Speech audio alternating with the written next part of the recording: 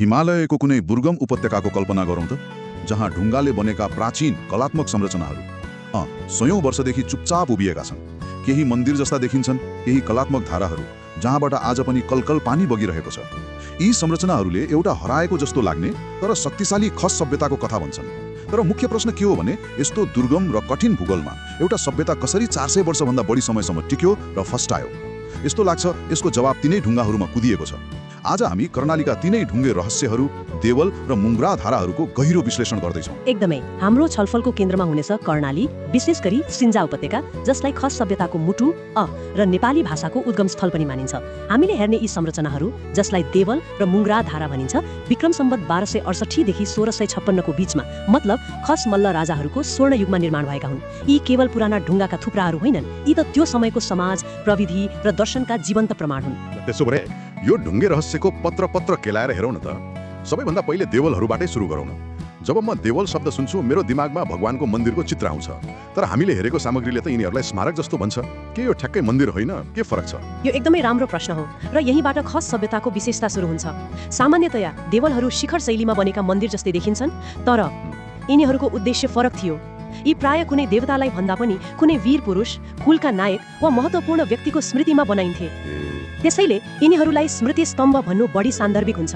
यो आफ्नो इतिहास र पुर्खालाई सम्मान गर्ने एउटा अनौठो तरिका थियो। भनेपछि दैलेखको भुर्तीमा रहेका देवलहरू त्यस्तै हुन्? हो, ती 22 वटा देवलहरू यसका उत्कृष्ट उदाहरण हुन्। कुनै बेला 25 वटा थिए भनिन्छ। भनेपछि यो आफ्नो विरासतलाई ढुङ्गामा अमर बनाउने तरिका रहेछ। अनि सामग्रीमा एउटा कुराले मलाई अचम्मैमा पार्यो। त्यो ढुङ्गाको प्रयोग होइन त? हो, सिन्जा र मान्मका पञ्चदेवलहरू पुरै ढुङ्गाबाट मात्र बनेका छन् रे। त्यसमा काठ वा अरू कुनै जोड्ने मसला जस्तै सिमेन्ट वा माटोको प्रयोग नै छैन। यो कसरी सम्भव छ? आजको दिनमा पनि यस्तो बनाउन त गाह्रो होला नि। हो, र यही नै खस इन्जिनियरिङको सबैभन्दा ठूलो चमत्कार हो। उनीहरूले ड्राई मेसनरी भनिने प्रविधिको प्रयोग गर्थे, जसमा ढुङ्गाहरूलाई यस्तो आकारमा काटिन्थ्यो कि तिनीहरू एक अर्कामा ठ्याक्कै लक भएर बस्थे। मतलब बिना कुनै मसलाको? बिल्कुल। गुरुत्वाकर्षण र घर्षणले नै संरचनालाई सयौं वर्षसम्म अड्याएर राख्थ्यो। यो प्रविधिको सबैभन्दा ठूलो फाइदा के थियो भने, यसले संरचनालाई केही हदसम्म लचिलो बनाउँथ्यो, जसले गर्दा भूकम्पको धक्कालाई समेत सहन सक्थ्यो। एकछिन, तपाईँ भन्दै हुनुहुन्छ कि 800 वर्ष पहिले हिमालयको त्यो क्षेत्रमा उनीहरूले भूकम्प प्रतिरोधी संरचना बनाउने प्रविधि विकास गरिसकेका थिए? यो त सोच्नै नसकिने कुरा हो। यो साँच्चै नै उनीहरूको ज्ञानको पराकाष्ठा हो। काठमाडौँमा बनेका कतिपय आधुनिक भवनहरू त त्यति बलिया छैनन् जस्तो लाग्छ। उनीहरू आफ्नो भूगोललाई राम्ररी बुझ्थे र त्यही अनुसार निर्माण गर्थे। तर यिनीहरूको विशेषता इन्जिनियरिङमा मात्र सीमित छैन। अझ गहिरो कुरा त यिनीहरूको सांस्कृतिक पक्षमा लुकेको छ। हो, त्यही आउँदै थिएँ म। विक्रम सम्वत 1268 मा राजा अशोक चल्लाले बनाएको काङ्क्रे बिहारको कुरा गरौँ न। एउटै संरचनामा हिन्दू र बौद्ध धर्मका प्रतीकहरू भेटिनुले के संकेत गर्छ? आजको समयमा त यस्तो धार्मिक सहिष्णुता पाउनु मुस्किल छ। कि यो खसमल्ल राज्यमा सामान्य थियो वा यो एउटा अपवाद मात्र हो? यो अपवाद थिएन। यो नै उनीहरूको पहिचानको मूल आधार थियो। यो केवल सहिष्णुता मात्र पनि होइन, यो त एउटा सक्रिय मिश्रण वा संश्लेषण थियो। काङ्क्रे बिहारको बनावट हेर्यो भने त्यहाँ बौद्ध चैत्यको शैली पनि छ, अनि भित्ताहरूमा हिन्दू देवी देवताका मूर्तिहरू पनि कुदिएका छन्। यसले के देखाउँछ भने खस समाजमा धर्म कुनै कट्टर पर्खाल थिएन, बरु एउटा साझा सांस्कृतिक र आध्यात्मिक पहिचानको हिस्सा थियो। उनीहरूका लागि शिव, बुद्ध र स्थानीय मष्टो देवता सबै एउटै आध्यात्मिक छातामुनि थिए।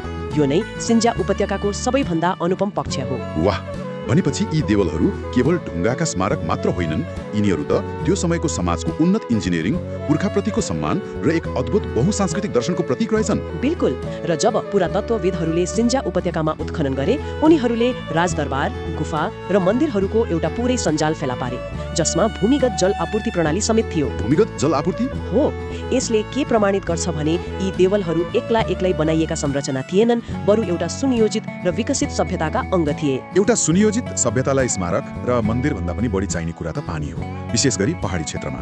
र यदि उनीहरूको वास्तुकला यति उन्नत थियो भने मलाई लाग्छ उनीहरूको पानी व्यवस्थापन गर्ने तरिका पनि सामान्य थिएन होला। सायद यहीँबाट कथामा मुङ्ग्रा धाराहरूको प्रवेश हुन्छ, होइन त? एकदम सही ठाउँमा पुग्नुभयो। देवलहरूले उनीहरूको आस्था, इतिहास र इन्जिनियरिङको कथा भन्छन् भने मुङ्ग्रा धाराहरूले उनीहरूले कसरी आफ्नो दैनिक जीवनलाई सहज र कलात्मक बनाएका थिए भन्ने कथा भन्छन्।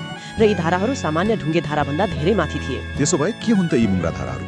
हेर्दा त कलात्मक ढुङ्गे टुटी जस्तै देखिन्छन्, तर यिनीहरूको पछाडिको ठूलो कथा के हो? यिनीहरूको पछाडिको ठूलो कथा भनेको एकीकृत जल व्यवस्थापन प्रणाली हो। एकीकृत जल व्यवस्थापन हो। यी धाराहरू एक्लै थिएनन्। यिनीहरू पानीको मुहानबाट सुरु भएर भूमिगत वा खुला कुलो हुँदै बस्तीसम्म पानी ल्याउने एउटा पुरै प्रणालीको अन्तिम बिन्दु थिए। र सबैभन्दा महत्त्वपूर्ण कुरा यी धाराहरू प्राय देवल र मन्दिरहरूसँगै बनाइन्थे।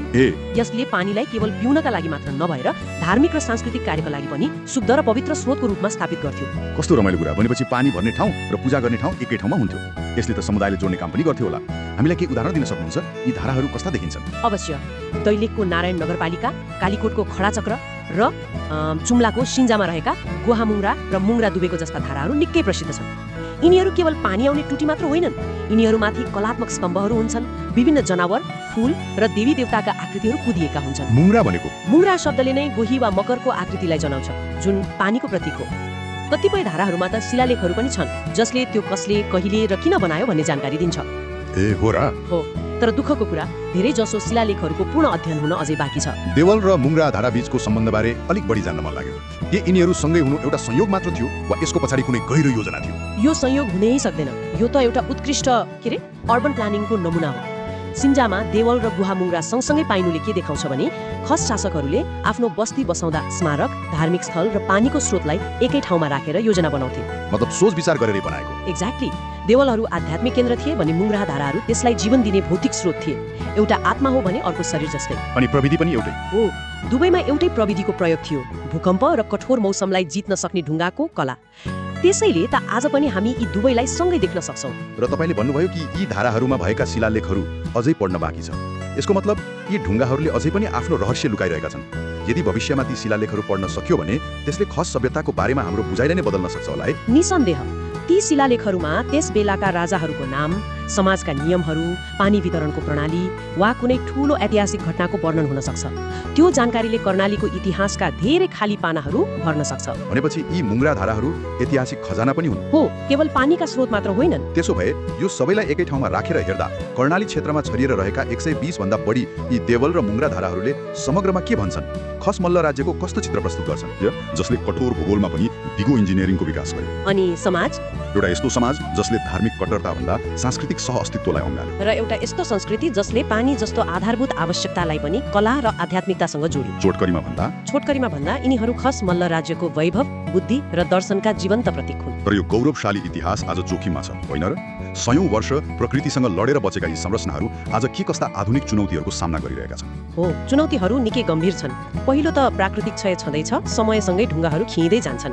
तर त्योभन्दा ठूलो खतरा मानवीय गतिविधिबाट छ। जस्तै अव्यवस्थित रूपमा बाटो बनाउँदा यी संरचनाहरू भत्किने वा पुरिने जोखिम छ।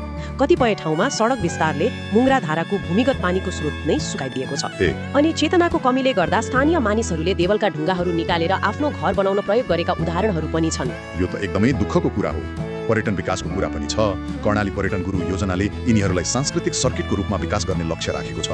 के यसले संरक्षणमा मद्दत गर्ला कि उल्टै जोखिम थप्ला? यो दुई धारे तरबार जस्तै हो।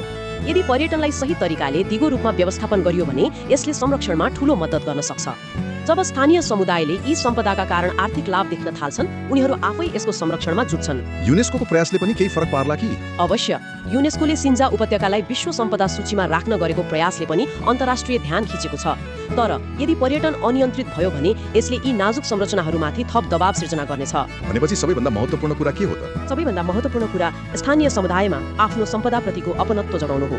जब उनीहरूले यो हाम्रो हो, हामीले नै जगाउनु पर्छ भन्ने महसुस गर्छन्, त्यो नै सबैभन्दा ठूलो संरक्षण हो। आजको यो गहिरो छलफलबाट के स्पष्ट भयो भने कर्णालीका देवलहरू केवल ढुङ्गाका मन्दिर होइनन्, ती त खस सभ्यताको इन्जिनियरिङ कौशल, बहुसांस्कृतिक पहिचान र पुर्खाको सम्मान गर्ने भावना कुदिएका स्मृति स्तम्भ हुन्। र मुङ्रा धाराहरू केवल पानीका स्रोत होइनन्, बरु जीवन, कला र आध्यात्मिकतालाई जोड्ने एक उन्नत जल व्यवस्थापन प्रणालीका मुटु हुन्। यी दुवै मिलेर खस सभ्यताको त्यो गौरवशाही कथा भन्छन् जुन आज पनि कर्णालीका पहाडहरूमा गुन्जिरहेको छ। र अन्त्यमा एउटा प्रश्न छोडेर जाउँ। आज हामी 21औं शताब्दीमा दिगो विकास, भूकम्प प्रतिरोधी निर्माण र जलस्रोत व्यवस्थापन जस्ता ठूला चुनौतीहरूसँग जुझिरहेका छौँ। यस्तो अवस्थामा के हाम्रो आधुनिक इन्जिनियरिङ र योजनाले 800 वर्ष पुरानो त्यो सभ्यताबाट केही सिक्न सक्छ जसले केवल ढुङ्गा र गुरुत्वाकर्षणको प्रयोग गरेर दिगो र कलात्मक समाधानहरू निकालेको थियो?